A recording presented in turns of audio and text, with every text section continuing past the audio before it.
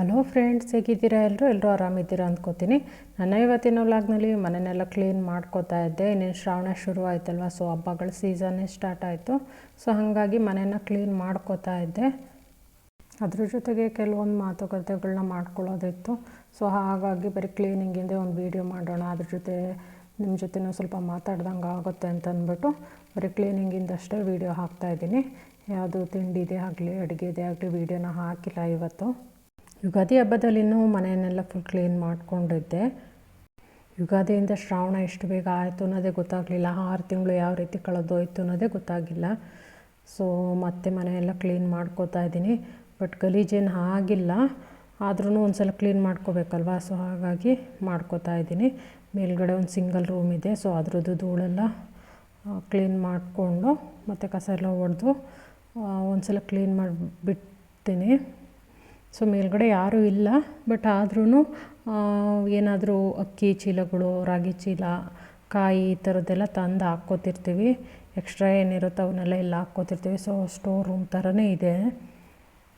ಇಲ್ಲಿ ಯಾರೂ ಇರೋದಿಲ್ಲ, ಹಂಗಾಗಿ ಏನು ಗಲೀಜಾಗಿರಲ್ಲ. ಬಟ್ ಒಂದು ಸಲ ಕ್ಲೀನ್ ಮಾಡ್ಕೊಳ್ಳೋಣ ಅಂತ ಅಂದ್ಬಿಟ್ಟು ಮಾಡ್ಕೋತಾ ಇದ್ದೀನಿ.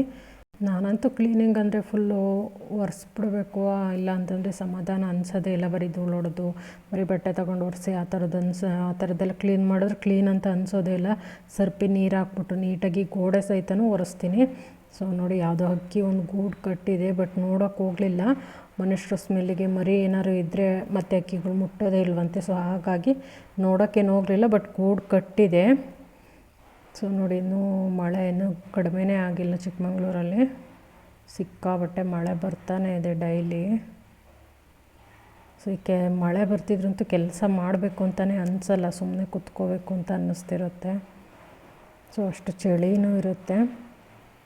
ಸೊ ಧೂಳೆಲ್ಲ ಹೊಡ್ಕೊಂಡಾದ್ಮೇಲೆ ಕಿಚನಲ್ಲಿ ಬಾಕ್ಸೆಲ್ಲ ತೆಗೆದ್ಬಿಟ್ಟು ಎಲ್ಲ ನೀಟಾಗಿ ತೊಳೆದು ಅದನ್ನು ಸಹಿತ ನೀಟಾಗಿ ಜೋಡಿಸ್ಕೊಂಡೆ. ನಾನೊಂದು ಲಿಕ್ವಿಡ್ನ ರೆಡಿ ಮಾಡಿ ಇಟ್ಕೊಂಡಿದ್ದೆ. ಸೊ ಅದನ್ನು ಬಾಟ್ಲಿಲಿ ಹಾಕಿಟ್ಕೊಂಡಿದ್ದೆ.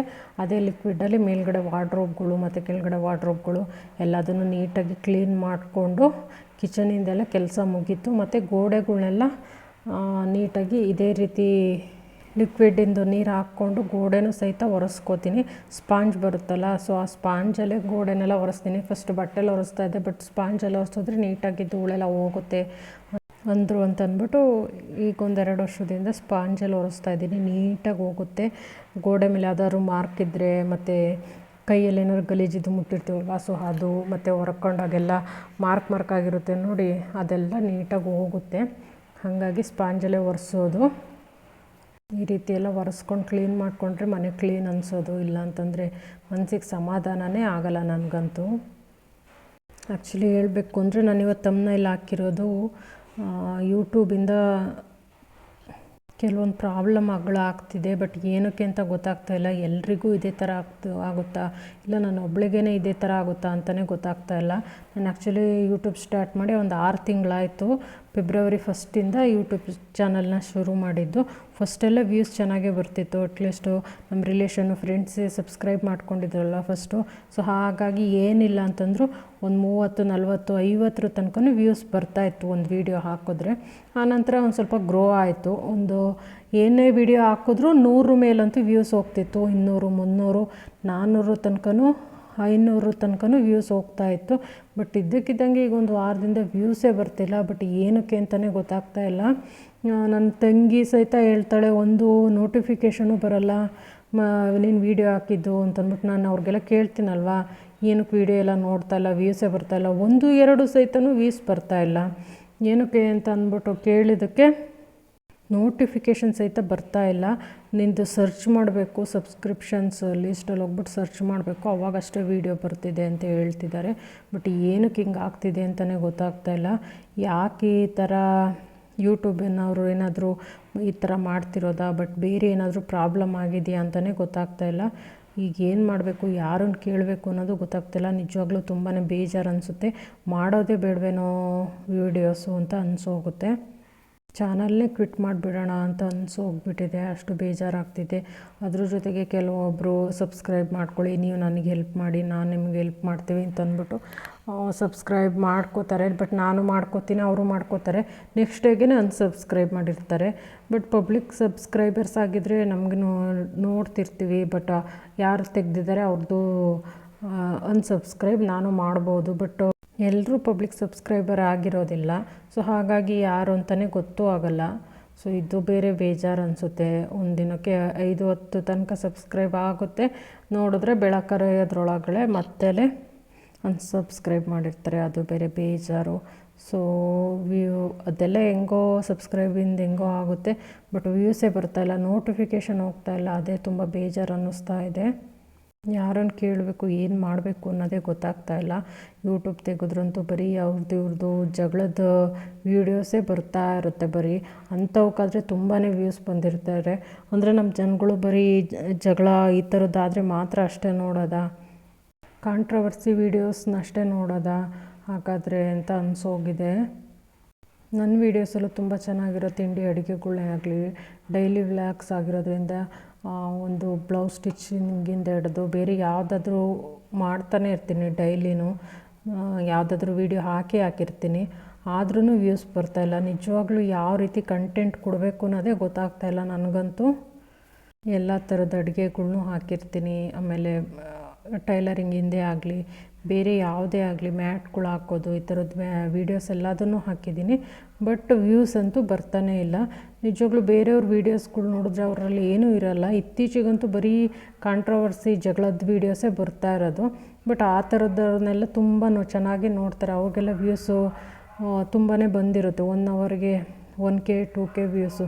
ಬಟ್ ನಾವು ಚೆನ್ನಾಗಿರೋ ಕಂಟೆಂಟ್ ಕೊಟ್ಟರೆ ವ್ಯೂಸ್ ಬರ್ತಾಯಿಲ್ಲ. ಹಾಗಾದರೆ ನಾವು ಏನಾದರೂ ಕಾಂಟ್ರವರ್ಸಿ ಮಾಡಿಕೊಂಡ್ರೆ, ಮನೇಲಿ ಏನಾದ್ರು ಪ್ರಾಬ್ಲಮ್ ಅಂತ ಹೇಳ್ಕೊಂಡು 10 ಈ ಥರ ಏನಾದ್ರು ಮಾಡಿದ್ರೆ ಅಷ್ಟೇ ವ್ಯೂಸ್ ಬರೋದು ಅಂತ ಅನಿಸ್ತಿದೆ. ನಾನು ಯೂಟ್ಯೂಬ್ ಸ್ಟಾರ್ಟ್ ಮಾಡಿ 6 ತಿಂಗಳಾಯಿತು, ಮಾನಿಟೈಸ್ ಆಗ್ತಿಲ್ಲ ಅಂತ ನಾನು ಕೇಳ್ತಾ ಇಲ್ಲ. ಬಟ್ ನಾವು ಅಟ್ಲೀಸ್ಟ್ ನಮ್ಮ ಸಬ್ಸ್ಕ್ರೈಬ್ ಮಾಡ್ಕೊಂಡಿರೋರಿಗೆ ನೋಟಿಫಿಕೇಷನ್ ಆದರೂ ಹೋಗ್ಬೇಕಲ್ವ. ಸೊ ಅವ್ರ ವೀಡಿಯೋಸನ್ನಾದರೂ ನೋಡೋದಕ್ಕೆ. ಬಟ್ ಅದೇನೇ ಆಗ್ತಾಯಿಲ್ಲ, ಅದೇ ತುಂಬಾ ಬೇಜಾರಾಗ್ತಿದೆ.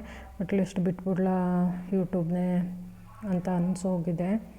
ನೋಡೋಣ, ಯೋಚನೆ ಮಾಡಿಬಿಟ್ಟು ಇನ್ನೊಂದು ಸ್ವಲ್ಪ ದಿನ ಗೌರಿ ಹಬ್ಬದ ತನಕ ನೋಡಿಬಿಟ್ಟು ವ್ಯೂಸ್ ಎಲ್ಲ ನೀಟಾಗಿ ಬರಲಿಲ್ಲ ಅಂತಂದರೆ ಕ್ವಿಟ್ ಮಾಡಿಬಿಡೋಣ ಅಂತ ಅಂದ್ಕೊಂಡಿದ್ದೀನಿ. ಯಾವುದೇ ಆಗಲಿ ಅಟ್ಲೀಸ್ಟ್ ಒಂದು ಚಿಕ್ಕ ರೆಸ್ಪಾನ್ಸು ಇಲ್ಲ ಅಂತಂದರೆ ತುಂಬಾ ಬೇಜಾರು ಅನಿಸುತ್ತೆ.